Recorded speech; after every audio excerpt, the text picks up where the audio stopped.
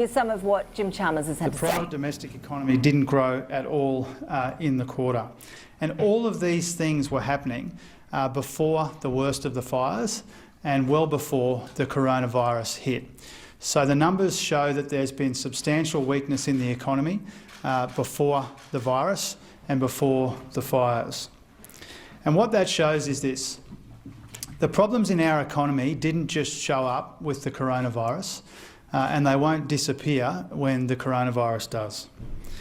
We are in a weaker position as a country to deal with what are serious challenges flowing from the outbreak of the coronavirus because of the inaction and the incompetence of the Morrison government over a period of some months, and not just in the most recent weeks. These are serious times. We've said repeatedly that we think that the fallout from the coronavirus will be substantial. How substantial it will be remains to be seen, but there will be serious economic implications of the outbreak of the virus and from the steps that governments have taken around the world to respond to that. The country is crying out for the kind of economic leadership that Scott Morrison has been unable or unwilling to provide so far, not just in dealing with the coronavirus, but with dealing with all of these challenges which are laid bare in these national accounts, which have been around for a very long time now. Over to you. Just for my own state, there's some concerns out of there about state final demand being down by 0.2%, which is the second consecutive quarter of negative growth. So there's calls and concerns about WA being in a domestic recession. What's your responses to those concerns from my state? Yeah, well, growth has been uneven around Australia for some time now. I think overall the West Australian economy has been really well managed in recent years, but those state numbers are notorious for bouncing around, and our economy is notorious for growing in uneven ways throughout the years. So I think that's what that reflects. I think overall there is a serious issue, or there are a bunch of serious issues in the national economy, and I ran through some of those. The fact that business investment's gone backwards for 3 quarters is a genuine concern.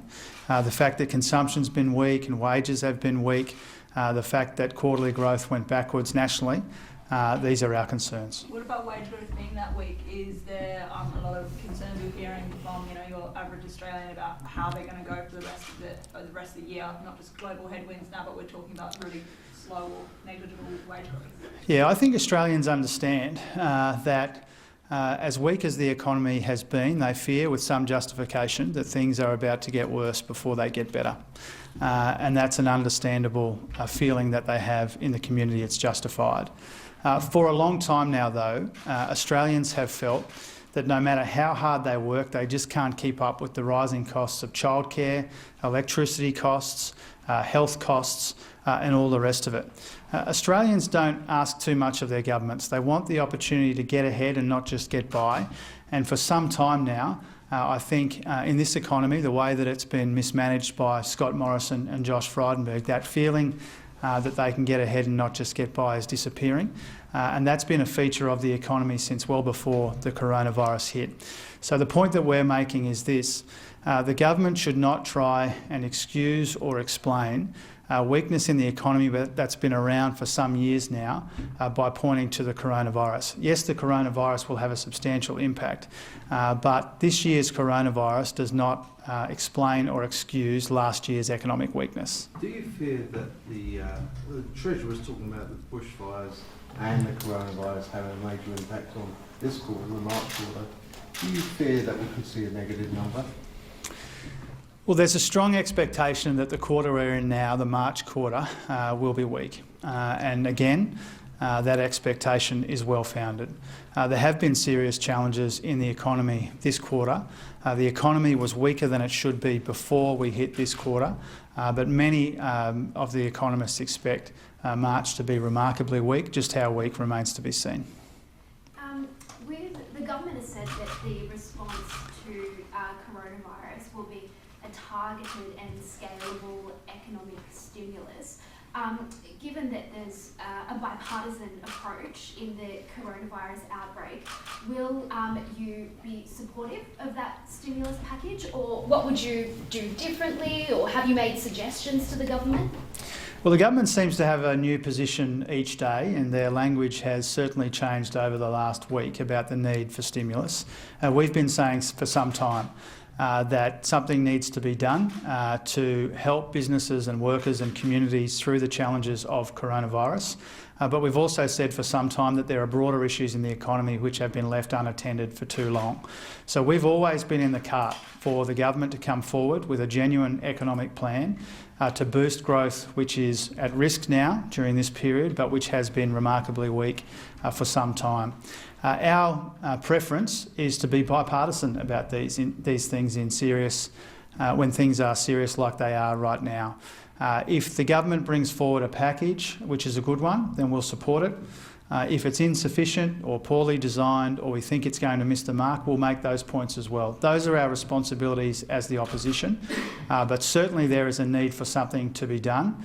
The question is whether the government has left things for too long, but we will examine anything they bring forward in good faith, and we'll support it if we can. Given the government's language. I'll just go follow up here and then to you, Sarah.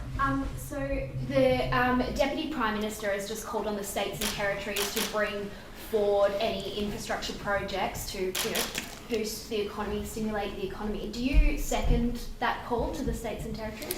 Well, we've been saying for some months now that there is capacity for more infrastructure investment to be brought forward. And not just big projects either, but maintenance of projects in local communities. That does have the capacity to create jobs and give employment to communities that desperately need it. So obviously, if the government is responding to the calls that we've been making really since the middle of last year, then that's a good thing. We'll have a look at the final form of what comes out of those efforts. But it's a little bit concerning that it's only now that the Deputy Prime Minister seems to be getting off his backside to do something about infrastructure. The need has been obvious for a very long time now. Given the government's language about a modest kind of package and stimulus, do you predict it's going to be insufficient? And what would a sufficient stimulus in the coronavirus crisis look like? Well, it remains to be seen what they'll bring forward, and I don't want to sort of predict or preempt what they might do. They've obviously been signalling that they want to do something to help businesses in specific sectors. I spent a lot of time when Parliament wasn't sitting in North Queensland and far North Queensland holding roundtables with tourism, aquaculture, retail, hospitality, education and other sectors. And clearly a lot of businesses are in for a rough period. They deserve some support from the government. We don't yet know what sort of support the government intends to come forward with. They haven't made clear what the size of that plan might be. The shadow